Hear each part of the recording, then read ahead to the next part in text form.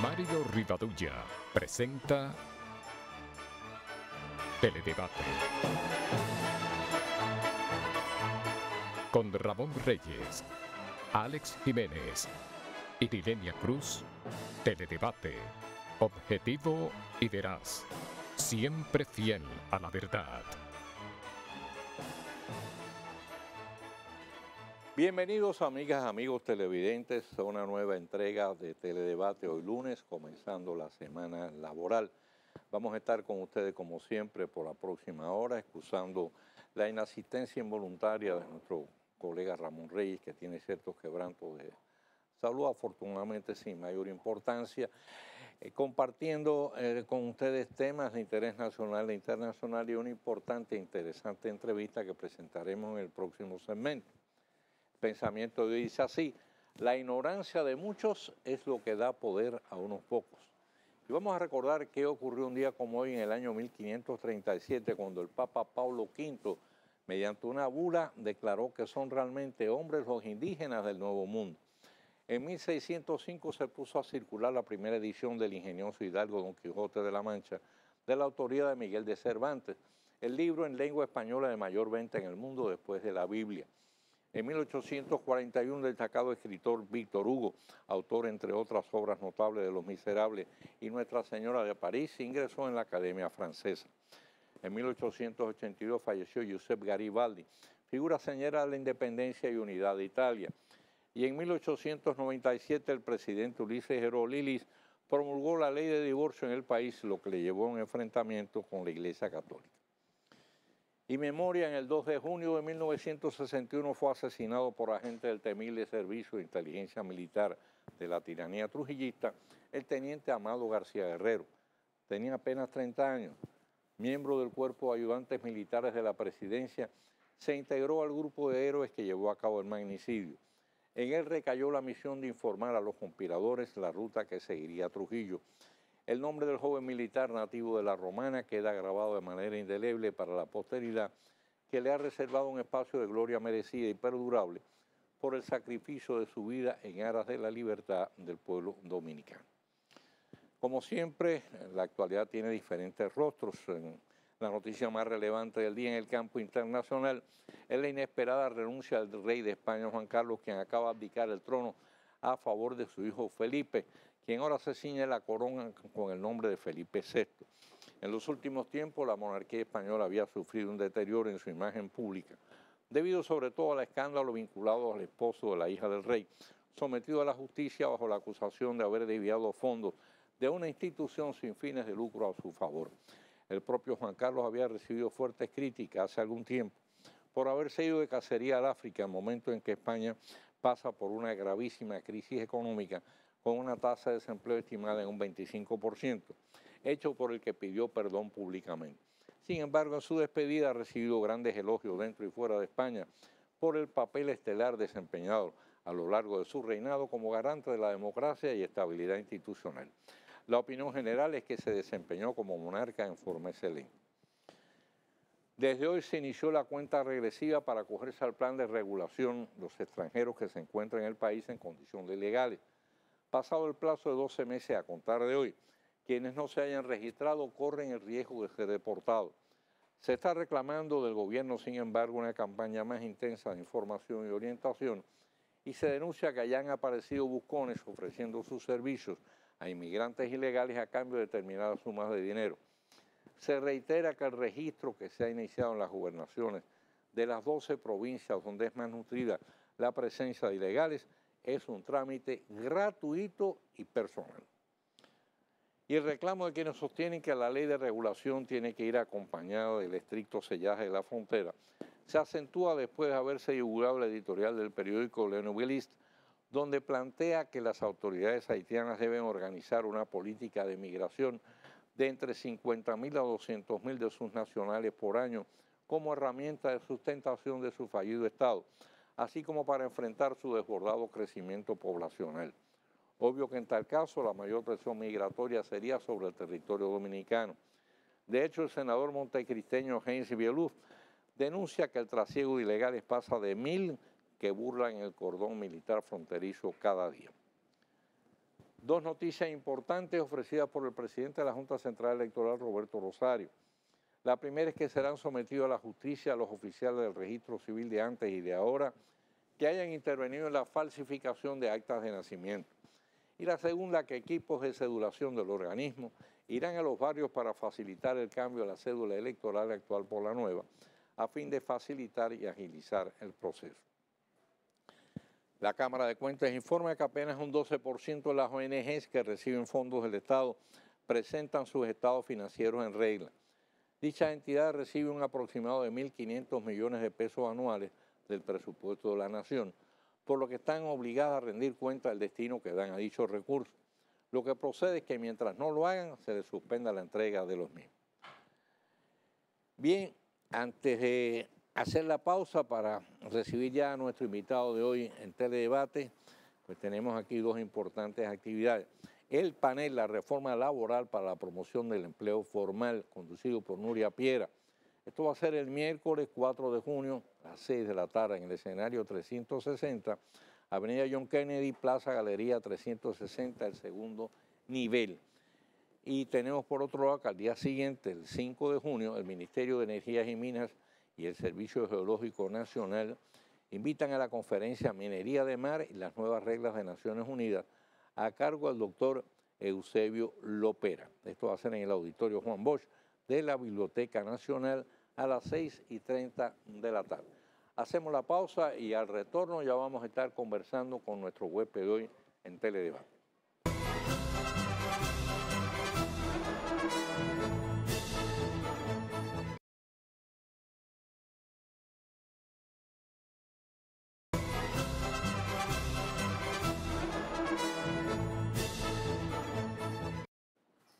Bien, nuestro huésped hoy en Teledebate es un apreciado amigo, el licenciado Rafael Paz, vicepresidente ejecutivo del Consejo Nacional de la Empresa Privada, CONEP. Bienvenido a Teledebate, Rafael. Mi estimado don Mario, para mí siempre un placer conversar con usted, con su público televidente, sobre temas tan importantes como una reforma laboral por el empleo formal, entre otros. Entre otros, correcto. Bien, mira, en el matutino Diario Libre de su edición de hoy se recoge una declaración del licenciado Manuel Díez, presidente del CONEP, donde dice que ya se ha logrado consensuar alrededor del 70% de la modificación del Código Laboral a través de la mediación del gobierno. Doy por sentado que es así. Ahora, ¿qué va a pasar con el restante 30%? Bueno, como usted sabe, y saben los amigos televidentes, siempre el sector empresarial y el sector sindical, a pesar de arrancar con posiciones divergentes sobre distintos temas, llegamos a puntos de consenso. Eso es parte del proceso democrático. Afortunadamente. Afortunadamente. Entonces, desde que inició la comisión sus trabajos, ha habido toda una conversación a nivel tripartito en el marco de esa comisión, en un nivel técnico, que llegó a un nivel de consenso, como señaló el presidente del CONEP, por el orden del 70%. Ahora quedan los temas, digamos, de mayor envergadura y sensibilidad. Entonces, esos serán resueltos en el marco del diálogo tripartito, que ya ha sido anunciado por el propio gobierno, por el propio ministro Gustavo Montalvo, que estará iniciándose a principios del próximo mes. Ahí nos sentaremos el sector empresarial con el sector sindical, con la facilitación del gobierno, a discutir esos puntos finales que permitan lograr una reforma laboral que primero contribuya a formalizar la economía, como hemos planteado nosotros, ampliar la cobertura de derechos a la mayor cantidad de trabajadores posibles por efecto de la formalización y que permita contribuir a mejorar los ingresos de la gente, porque en la medida en que reduce las cargas que existen en el país, las cargas laborales, que son cargas al salario que no recibe el trabajador, sino que tiene que pagar o apropiar el empleador para pagarlo a la Seguridad Social, para ponerlo en una cuenta, para pagarlo al Infotep, para hacer reservas. Entonces, en la medida en que esas cargas se reducen, existe mayor oportunidad de que los salarios mejoren y la experiencia en otros países así lo ha demostrado. Hay una relación casi perfecta entre los países con bajas cargas laborales y mejores salarios. Por ejemplo, Chile. Chile tiene el salario mínimo y el nivel salarial en sentido general más alto de Latinoamérica, pero su carga laboral es de un 20%. Aquí estamos en un 57% el primer año. Entonces, ese es el propósito general de este proceso de reforma. O sea, y ustedes tienen este caso, por ejemplo, en esas conversaciones, ustedes han llevado como referente el caso ese de Chile. El caso de no solo de Chile, sino de nuestros competidores en toda Latinoamérica, que tienen cargas laborales muy por debajo de República Dominicana. Un caso interesantísimo es el de Panamá. Panamá también es otro país con baja carga laboral que tiene el nivel de desempleo más bajo de Latinoamérica. O sea, prácticamente en Panamá hay pleno empleo. Hay una minera que quiere ir a Panamá, Sí. Y que tiene listo ya una gran inversión, pero no puede iniciar sus operaciones porque no hay mano de obra disponible. Tiene que esperar que terminen los trabajadores que están en el canal de Panamá haciendo sus trabajos para, una vez salgan de ahí, puedan contratarlo en la minera. Wow. De hecho, tienen que estar importando trabajadores de otros lugares para poder asumir los retos y que imponen las inversiones extranjeras. Entonces, en este caso, lo que ustedes plantean es que la reducción de las cargas laborales no lo guía usted al sector empresarial, no lo guía la codicia, el deseo de ganar más, sino que irían a favor, se traducirían en mejores salarios para los trabajadores. Definitivamente, y se traduciría en una mayor capacidad de las pymes, de las microempresas, de poder acceder o de poder formalizarse. Al día de hoy, y esto es, siempre me gusta precisar esto, el 91% de las empresas dominicanas son microempresas. Significa que son empresas que tienen menos de 15 empleados. Y de bajo salario. Sí, así mismo, de bajo salario, pero también de bajo capital. Entonces, cuando tú le pones cargas muy altas, cuando tú tienes un proceso laboral tan hostil como el que tenemos en los tribunales, donde se crean condiciones para la compra de casos, para embargos ilegales, como hemos visto todo en la prensa, hemos visto incluso en los hoteles un grupo de casi asaltantes entrando a poner un embargo en un hotel armados con escopeta y los turistas saliendo corriendo. Eso fue una imagen que recorrió prácticamente el mundo. Entonces, eso las pymes no lo aguantan.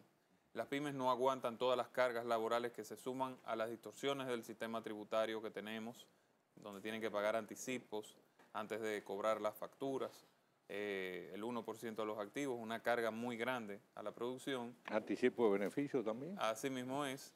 De beneficio no recibido. De beneficio no recibido y impuesto a una ganancia que no se tuvo. Y que no se sabe si se van a recibir. Entonces, los microempresarios, los pequeños empresarios, sí saben de manera directa, lo sienten en carne propia, lo que es la hostilidad del proceso laboral. ¿Por qué? Porque estos microempresarios, no, a diferencia, por ejemplo, de las empresas de mayor tamaño, no tienen contratado a los mejores abogados, no tienen departamentos jurídicos que los asesoren. Entonces, los abogados laboralistas, que muchos de ellos incluso tienen buscones que se dedican a buscarle casos, tienen financieras para comprar esos casos, se dan vida con esas empresas. Y una demanda laboral en una empresa de bajo capital, lo que significa es fulminar esa empresa. Y ahí se pierden cientos, por no decir miles de puestos de trabajo todos los años. Bueno, entonces quedamos en que hay un 30% todavía pendiente de consenso. ¿Ustedes están esperanzados en que esa franja faltante se pueda llegar a un entendido? Definitivamente. Creemos que hay un liderazgo muy responsable en la República Dominicana, tanto en el sector sindical como en el sector empresarial, y asimismo en el gobierno del presidente Danilo Medina, que ha demostrado que ante las situaciones difíciles o ante las grandes discusiones nacionales, ha sabido buscar soluciones. Un ejemplo de ello ha sido todo este tema de la sentencia del Tribunal Constitucional. Nosotros asimismo esperamos que con relación a este tema se pueda llegar a una solución que beneficie tanto al trabajador y garantice sus derechos, como que cree las condiciones para generación de mayores y mejores empleos formales. Porque nosotros en el CONEP tenemos una convicción muy profunda, y es que la mejor política social que puede implementar un Estado es promover el empleo formal privado. Solo el empleo formal privado es el que le da libertad al individuo para desarrollarse, para poder avanzar y para construir su propio proyecto de vida. Asimismo, los emprendimientos.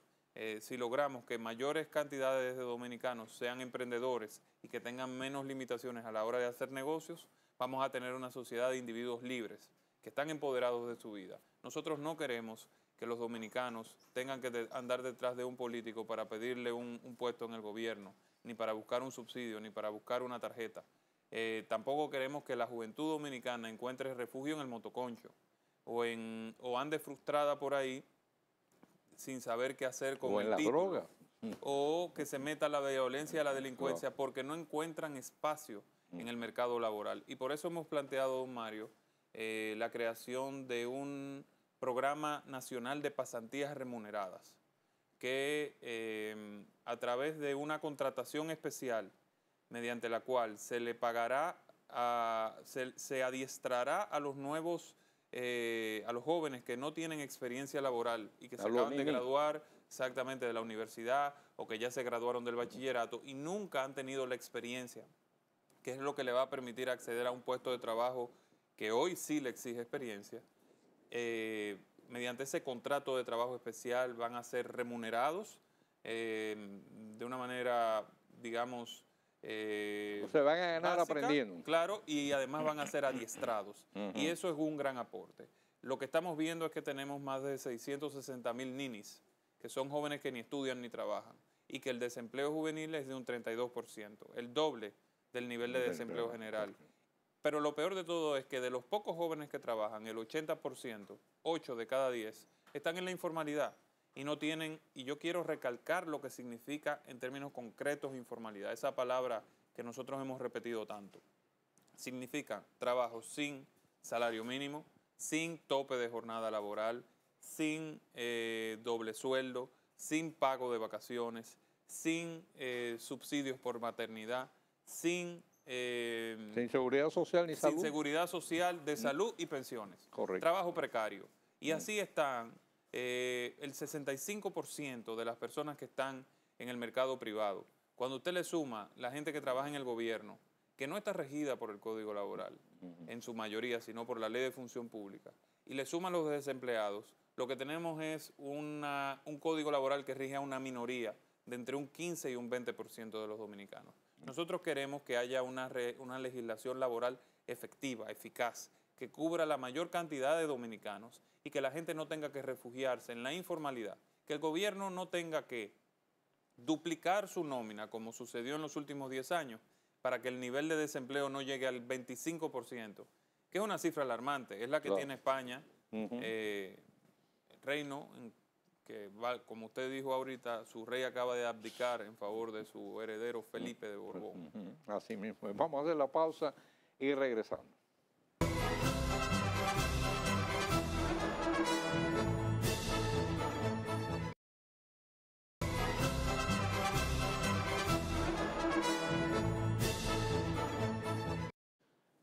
Bien, estamos conversando en Teledebate hoy con el licenciado Rafael Paz, quien es vicepresidente ejecutivo del Consejo Nacional de la Empresa Privada, el CONEP. Y el CONEP, don Rafael, ha estado planteando la necesidad de mejorar los niveles de competitividad del empresariado, tanto para enfrentar el reto de productos extranjeros en el mercado nacional, que se ha ido invadiendo a la medida que se ha ido desgravando de acuerdo al DR-CAFTA, pues la importación de toda una serie de artículos fabricados en el extranjero, como para poder incrementar las exportaciones. Bien, aparte de la modificación del Código Laboral, ¿por qué otra vía entiende el organismo que pudiera entonces lograrse una mejoría en la competitividad? Por ejemplo, el pacto eléctrico, el pacto fiscal. Sí, precisamente. Gracias, don Mario, que me da la oportunidad de hablar de esto. Como usted recordará, el año pasado, en el marco de un almuerzo en la Cámara Americana de Comercio, el presidente del CONEP, Manuel Díaz Cabral, presentó al país una propuesta de pacto por el empleo formal. Y ese pacto, básicamente, lo que señalaba era 9 9 ejes de acción que permitirían que la República Dominicana mejorara sus niveles de bienestar, mejorando su competitividad y fortaleciendo la capacidad económica de todos los dominicanos. ¿Qué decíamos en aquella ocasión? Primero, y como primer punto, era necesario una gran reforma del sistema educativo que permitiera alinear nuestra política de educación a las necesidades de nuestro sistema productivo a nivel nacional, pero también que pudiera suplir las necesidades potenciales que tenemos de cara a todo este proceso de globalización, principalmente a nivel comercial y a nivel de servicios. Segundo, la suscripción del pacto eléctrico. Es necesario, no podemos avanzar sin energía. El 70% de las empresas dominicanas no tienen generador de emergencia, lo que significa que si se va la luz, se para la producción. Y eso es gravísimo. Y los costos energéticos en República Dominicana son considerablemente altos. Si nosotros logramos reducir la factura eléctrica, lo cual se logra con un mayor pago por parte de la gran cantidad de contribuyentes que hoy no pagan la energía eléctrica. Hoy tenemos pérdidas técnicas que llegan a un nivel casi de un 40%, pérdidas en sentido general, y eso lo que significa es que hay que cargar más a los que pagan. Claro. Entonces eso afecta a aquellos que sí pagan todos los meses su energía eléctrica. Además de que esto limita la capacidad de recursos públicos porque el gobierno tiene que dedicar una gran parte de su presupuesto a subsidiar el sector. Y esto limita la capacidad que tiene el gobierno de hacer inversiones en infraestructura productiva. Estamos hablando de más de 1.200 millones de dólares anuales. Así es, don Mario. En adición a esto, planteamos la necesidad de suscribir un pacto fiscal. Un pacto fiscal que simplifique la manera de pagar impuestos, que amplíe la base, que posiblemente reduzca ciertas tasas que hoy están muy altas, porque lo que estamos prácticamente haciendo es yendo de cacería al zoológico en cada una de las reformas fiscales. Sí. Usted va a cazar a los mismos animales que ya están cautivos. Entonces tenemos que tener una mirada de más amplio espectro que permita hacer más fácil el pago de impuestos para que más empresas de esas que hoy están en la informalidad, ese 65% que está en la informalidad, puedan ir a la formalidad porque les resulta más ventajoso estar en el sistema, contribuir, porque se les retorna. Además de que sea fácil pagar impuestos. O sea, claro, ¿cómo es posible que hoy una empresa pequeña de menos de 15 trabajadores tenga que tener un contable, tenga que contratar un auditor externo, tenga que contratar un abogado para poder cumplir con sus obligaciones tributarias? Como dirían los americanos, el sistema no es user-friendly. Tenemos que movernos hacia un sistema donde, por lo menos, aunque es difícil e incómodo pagar impuestos, usted se la ponga fácil a la hora de pagar. No obstante, pagar impuestos por naturaleza es algo que rechaza. Es algo que rechaza. Hasta la Biblia, acuérdate que es cuando hay un cobrador de impuestos precisamente cuando se acerca a Jesús y los demás apóstoles lo rechazan. Mire, ese es un cobrador de impuestos. Así es. Sí. O sea, no obstante es difícil, el propio nombre, impuestos, tiene que ser con la fuerza del Estado. Aquí es difícil pagarlo. O sea, claro, no solo basta con que tú quieres ir, es que a veces tú quieres ir y no te dejan. Sí. Yo el otro día estaba con un amigo que me decía que él tenía un problema grandísimo porque a él la renta le debe 400,000 pesos, pero él de otro tipo de impuestos le debe a la renta 300,000 pesos. Entonces, al final, él no le puede pagar la renta porque tú no puedes compensar una deuda de un impuesto con otro.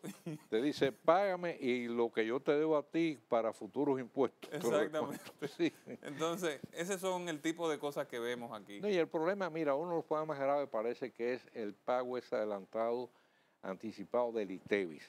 Es decir, desde que tú facturas tienes que pagar el ITEVIS. Tú no sabes cuándo vas a cobrar la factura. Así es. Hay gente, por ejemplo, que tiene que decir, factura una cantidad. Si es una empresa pequeña, por ejemplo, y tiene que facturar una cantidad grande, que la va a cobrar a lo mejor en 5 o 6 meses, tiene que salir corriendo a buscar el dinero. Así es, así es. Y lo bonito de todo, don Mario, es que regularmente la administración y todo el mundo, o mucha gente, piensa en empresas y piensa en grandes empresas. Correcto. Pero yo señalé ahorita que aquí el 91% de las empresas son microempresas. Significa que cuando una microempresa emite una factura, posiblemente su flujo de caja no le da para cubrir sus costos operativos y además entonces pagar un anticipo de una factura que no ha cobrado. Exacto. Imagínense, por ejemplo, en un instante que una microempresa haga el negocio de su vida y logre colocar una orden muy importante por encima, con el Estado. muy por encima de sus posibilidades. O sea, esa factura posiblemente se la paguen en 60 días, pero esa microempresa tiene que buscar ese mes una cantidad de dinero del que no dispone. Correcto. Entonces, esto afecta el capital de la empresa. Correcto. En la mayoría de los países esto se ha ido eliminando. También otra cosa, un absurdo de nuestra legislación, es el 1% de los activos. Significa que usted, aún teniendo pérdidas en ese año fiscal, de un 10, de un 15, un 20%, y usted buscó un financiamiento para cubrir la operación, esperando que le entre un airecito en los próximos meses, aún usted tenga esa pérdida que la está financiando con un préstamo, usted tiene que buscar dinero para pagarle al fisco de unas ganancias que usted no tuvo, simplemente porque usted en su libro de activos tiene registrado las maquinarias, por ejemplo, el canal tiene las cámaras, etcétera, no facturó, ese año no le fue bien y tiene que pagar en base a los equipos que tiene en su lista de activos. Un contrasentido. Correcto. Esto en muchísimos países ha sido declarado inconstitucional, pero son las figuras que se agarra el sistema dominicano para seguir cazando animales en el zoológico.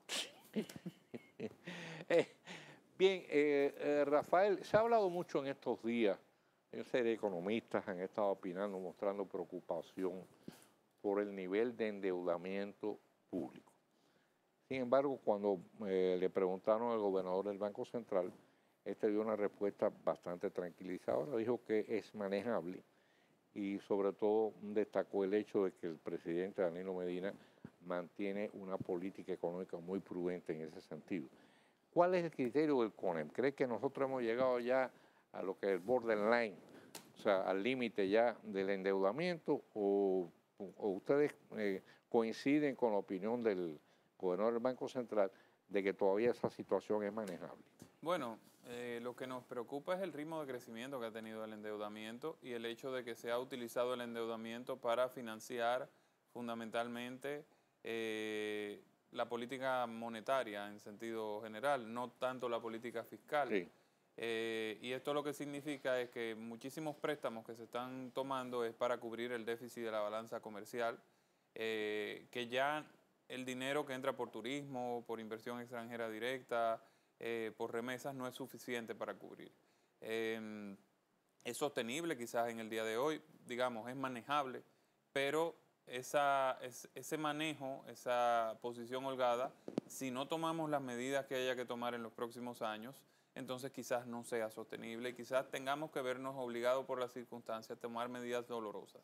Por eso nosotros, don Mario, estamos planteando propuestas de reformas estructurales como la reforma laboral, que permita a la economía nacional avanzar de manera sostenida y producir más. Producir lo suficiente y exportar más. Si no logramos exportar y convertirnos en una economía con una vocación exportadora, vamos a seguir perdiendo terreno, no van a entrar los recursos frescos suficientes para poder afrontar esos compromisos con nuestros acreedores, pero tampoco no vamos a poder financiar de manera sana el tipo de cambio que tenemos en la República Dominicana. Bien. Vamos a hacer una pausa y regresamos.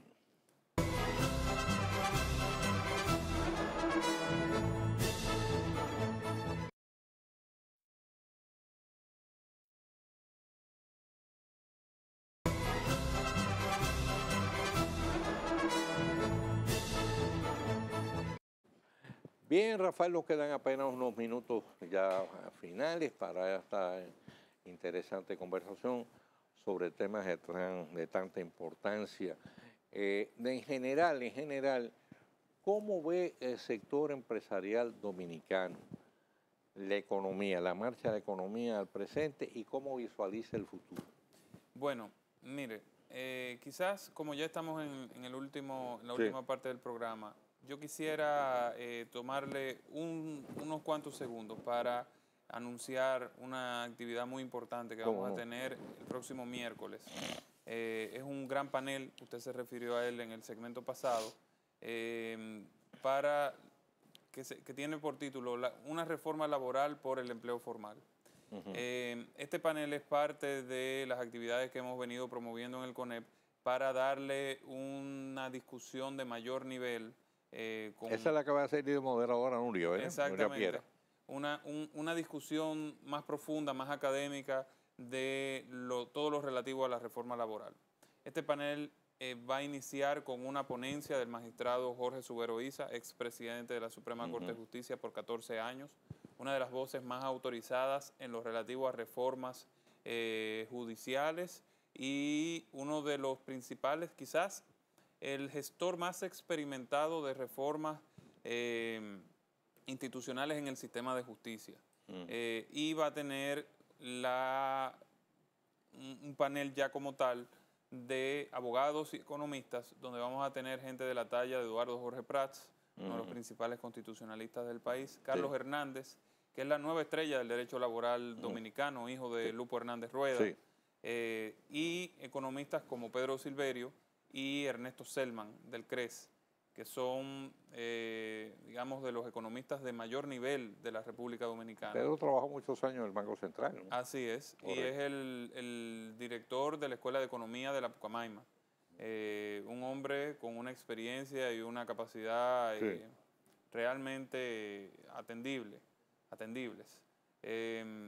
Y, digamos, ahí se va a dar toda una discusión de las principales características de nuestro mercado laboral hoy, de lo que está sucediendo, todo esto que hemos conversado en el día de hoy, y también algunas perspectivas de cara a todo este proceso de reforma laboral.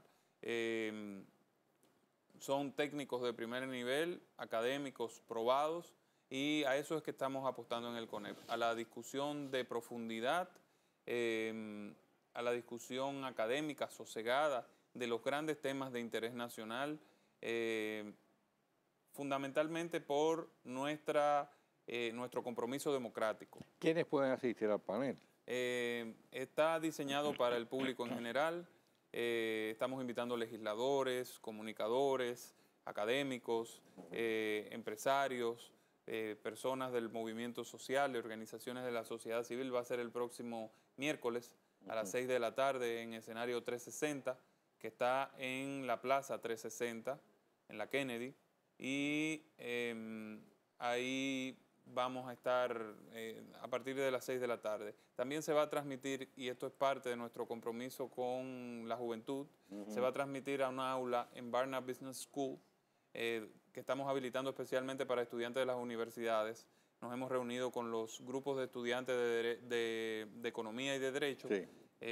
para motivarlos, y ahí se transmitirá y podrán hacer sus preguntas a través de la web, en un Muy sistema bien. especializado. O sea que hemos va a ser muy organizado. interactivo. Sí, claro, así Correcto. será. Así será.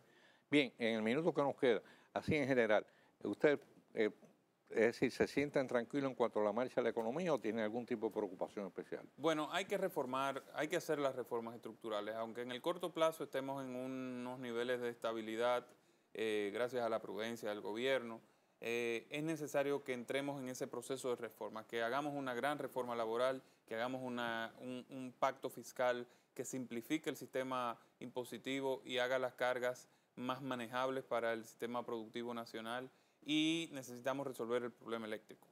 Tomar decisiones que en un futuro van a crear las condiciones para que República Dominicana sea más competitivo, sea un país más próspero. ¿Están trabajando en algún tipo de diseño, digamos, de modelo económico? Sí, de hecho esa propuesta de pacto por el empleo formal es la base de nuestra visión del modelo económico que debe tener la República Dominicana. Fundamentalmente a través de esa visión del sistema de la legislación laboral y del sistema tributario, y de toda una orientación del Estado hacia las exportaciones y la promoción de los servicios nacionales.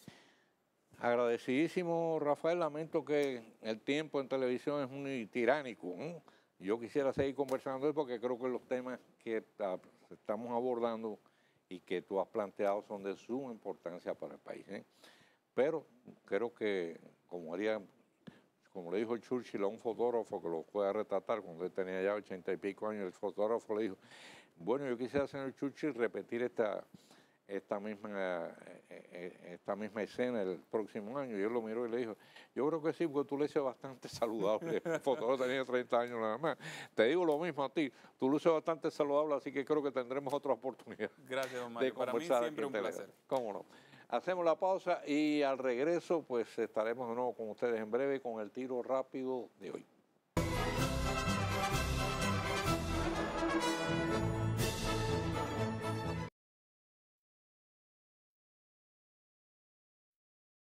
Teledebate El Tiro Rápido de Mario Rivadeneira.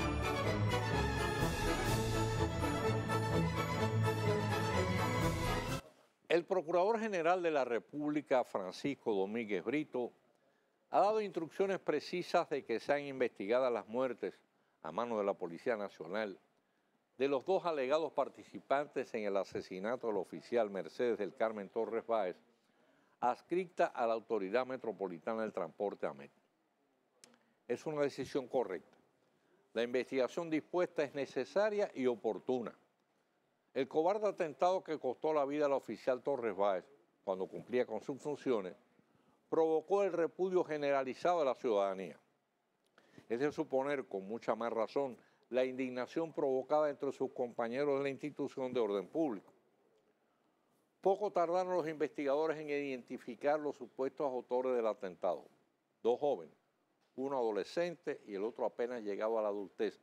Si bien se le atribuía ya un prontuario policial entre lo que figuraba al menos otra muerte y un perfil de elevada peligrosidad. Se informó también que andaba armado y en ambos casos se exhortó a que se presentaran voluntariamente por la vía que consideraran más adecuada. Al menos en un caso, el del menor Wandy Sánchez, el llamado no cayó en oídos sordos.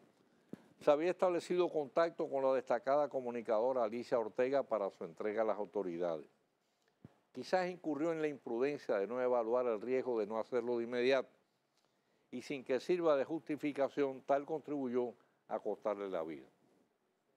Las circunstancias en que este joven fue prácticamente acribillado a balazos, ya que se reportan alrededor de 10 impactos en distintos lugares de su cuerpo, unido a testimonios de testigos y familiares, crean la fuerte sospecha de que fue víctima de una ejecución. Ni siquiera en esta ocasión se ha apelado al clásico y en gran medida desacreditado intercambio de disparos. Es evidente que no lo hubo y que todos estos vinieron de un solo lado.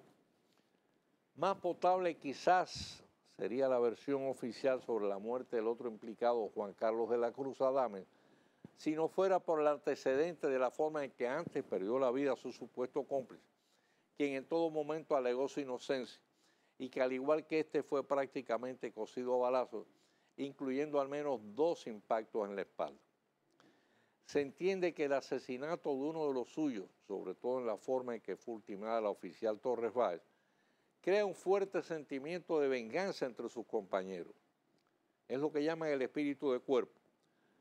Pero el cuerpo policial no está para tomar revancha, practicar el ojo por ojo y diente por diente y asumir justicia por propia mano, convertido en tribunal y verdugo.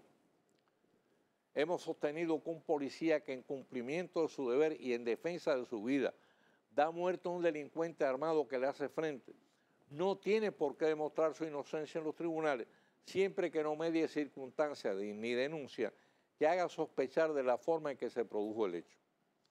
Pero no debe ocurrir igual en casos como el que nos ocupa, donde testimonios y circunstancias se dan de la mano para dar cuerpo a la versión de que se trató de reales ejecuciones. Y bien hace el Procurador General de la República en poner en marcha los mecanismos de investigación para dejar bien esclarecida la forma en que ocurrieron ambos hechos. Que si a la inmensa mayoría de los ciudadanos les indignó o nos indignó el asesinato del oficial Báez Torres, también repudia que quienes están para hacer cumplir la ley incurra en acciones totalmente reñidas con la misma, que se equiparan con la de quienes le dieron muerte alevosa a su compañera de uniforme. Mañana, Dios mediante, estaremos nuevo con ustedes con una nueva entrega de Teledebate. Como siempre, nuestros mejores deseos, mayores bendiciones para todas las amigas y amigos televidentes.